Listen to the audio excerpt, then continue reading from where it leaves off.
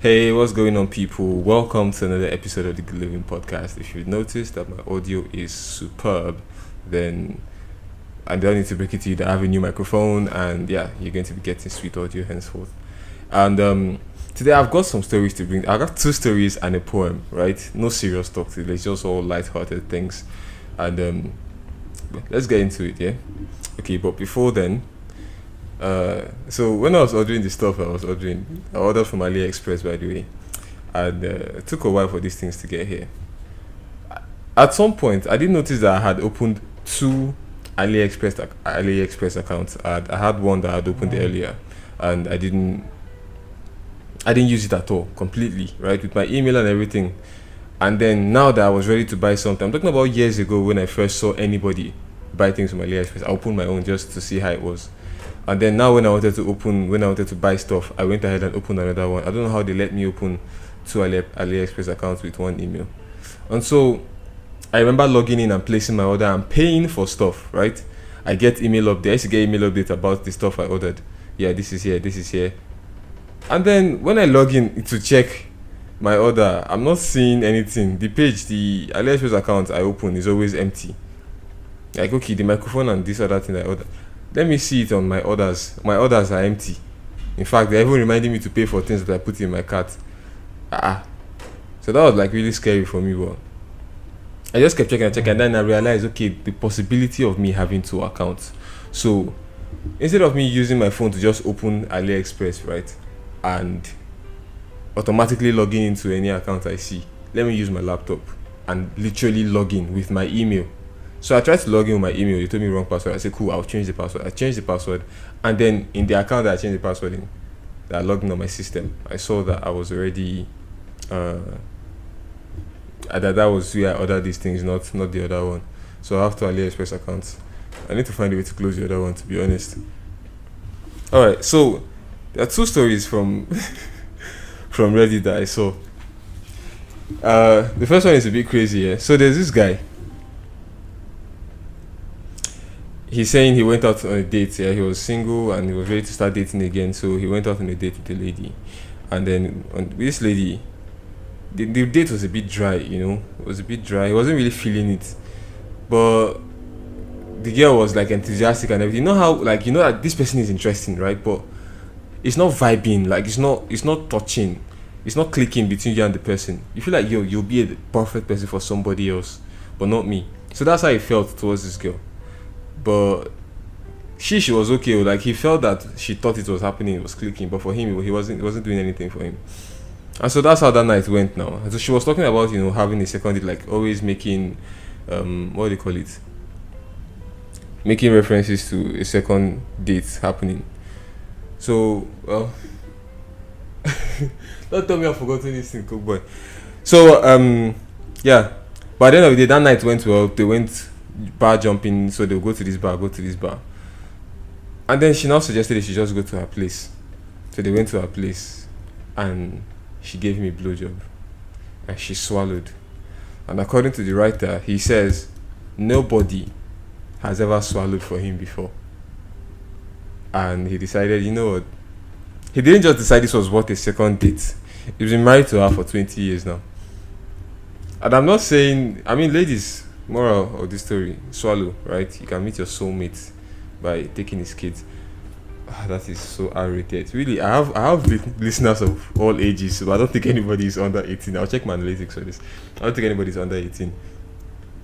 But honestly, to be honest, let me just give proper advice now. Not that you need it or you ask for it, but you understand that this is the exception, right? This is not the rule. It's not as if you swallow somebody and it's going to be so impressive. Some people actually get swallows on the regular. But why are we talking about this swallow thing?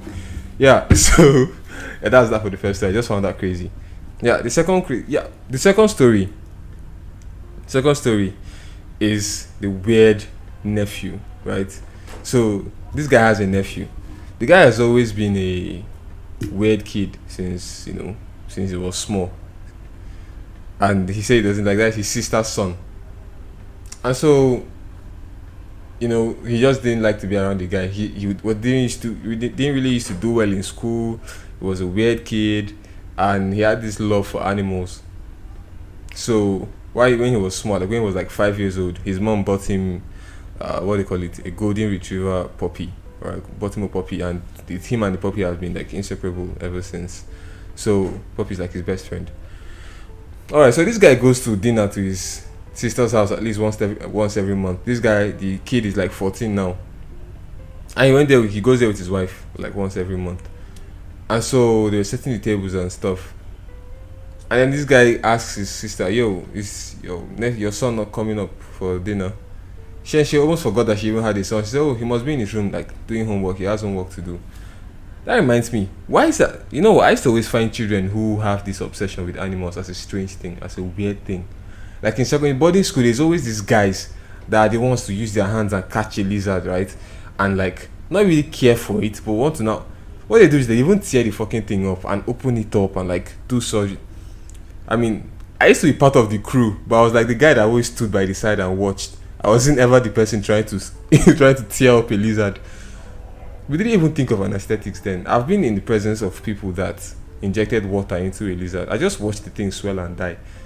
I mean, it's weird what children do with animals. I don't know why at that age those children have a love for animals. And I'm trying to remember one particular person that I can say in your childhood you were that animal dissecting person, but I really can't remember anybody. Okay, wait, this microphone will be picking up every single thing, including when I swallow saliva. Are you sure that's not like too much invasion of my privacy? So yeah, so she's like, "Can you help me just go and call this guy, that is her son, to come up for dinner, come down for dinner?" Alright, so he goes to the room. Door is closed, which is not, it's not as if it's abnormal for somebody who is doing homework. So he opens the door and he wants to say, "Hey buddy, come down for dinner." And it's only the two of those words he can say, because what he saw in that room was this guy. And if this guy was like touching himself or handling his own personal business, it would be easier to say. But he saw this guy at the edge of his bed with peanut butter on his hand, and a jar of peanut butter in his hand, and his golden retriever puppy, or that's no longer a puppy now, licking his feet with peanut butter all over it. Yeah, me too. I really feared for the worst. I really thought he was fucking the animal, but that's not what he was doing. But that's like super weird. Like you have your dog lick off peanut butter from your leg for several minutes. That was weird. And they said that was the weirdest, most awkward dinner they had. He never said anything about it, and the only reason he's talking about it now is because he's trying to get out of his own mind as well. But now he's put it into ours.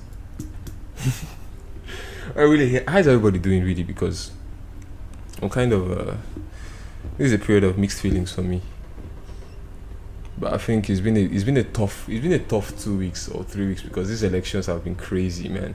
Everybody came out and supported one candidate, and then somehow these people flipped it. It's just so excruciating and so tiring. Like there's so many things just happening at once. And guess what? Nobody is dying this period. I mean, okay, because I teach you. I mean, Nigeria. It's like this period here is the time when, if anybody wants to escape Nigeria, you'd be like, "Yo, it's too much for me. Let me just go. Alright, let me just die. Let me just go." Well, nobody is doing that. Everybody is alive and waiting to see what's going to happen next. But I'm proud of how Peter Obi is taking this whole thing, because it looks like he had plans, he had strategies. He didn't just come up with this thing of indicting Tinubu from the US case. I mean, this is not a political podcast, but still, it needs to be said. It's a national issue. And I don't know about you, but personally, I still think that presidential election, was just a shambles. And there's a podcast I made about that. In case you've not heard it, you can go back. So the last one here, the last thing, I want to call it a story, but I now realized halfway through the shit, I realized it was it was poetry, right? It's not exactly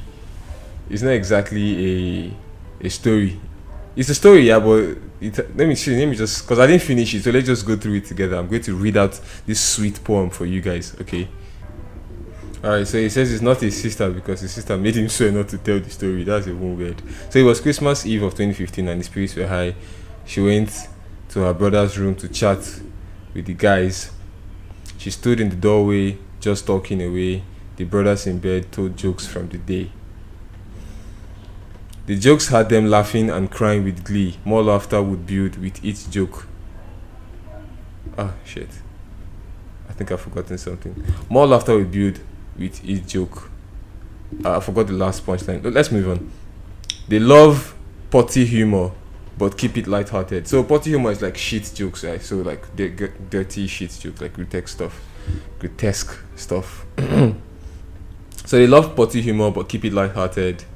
So to be funny, the sister pretended she farted. She turned around and put her finger to her lip, right? Sticks out her butt and let one rip. And here is where the story takes a twist, because out of her butt came not a fart, but a kiss. That little piece of chocolate, right? That little piece of chocolate plopped to the floor, right between her feet, while she stood in the door. She looked down in horror, like a rat in a trap. In front of her brother, she had taken a crap. She looked up in terror, and then her face. Shit me. Alright, let me just go back a little bit. I'm trying to get this word for word, so don't judge me if you don't mind. She looked up in terror, and then her face blushed.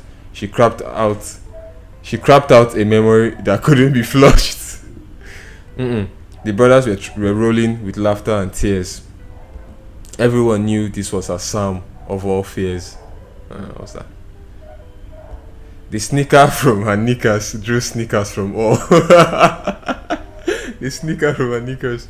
Okay. The sneakers from all. As she stood, feet curled round her mess. The heartfelt fat turned sharp. Okay, this is getting boring. Let me just run this again quickly. She stood, feet curled around her mess. The heartfelt fat dealt, turned sharp. Pelt off. Why am I so terrible at this thing now? Guys, I'm sorry. I should edit this shit out, but I'm just lazy today. I'm just going to read it as I'm saying it, yeah? The heartfelt fart dealt. Okay, that's the end of something. Turned sharp. Pelt of law. Was birthed right there on their cabin's new floor. Okay. I think I'm getting it now. Let me go back and read that thing from the beginning. See if we make sense of it. I'll start from the sneaker from her knickers drew sneakers from all.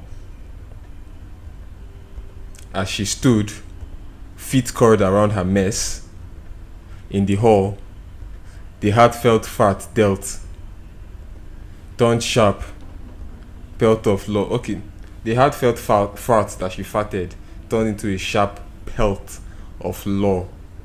I think law is like something irritating. I don't know, I beg. Was birthed right there on their cabin's new floor. That's the shit on the floor. She pleaded and begged that my friends never tell of her personal nightmare from her burrows of hell. They gave her their word, not a whisper or shout, that unlike her brownie, this would never come out. No, this is crazy, man. This is insane. Alright, the fact that they turned this thing into a fucking poem is just too funny for me. Alright, that's the mini episode. Thank you very much, guys, for watching, for listening to the Good Living Podcast. And I hope when these YouTube videos start coming out, you guys are going to engage. Have a nice one.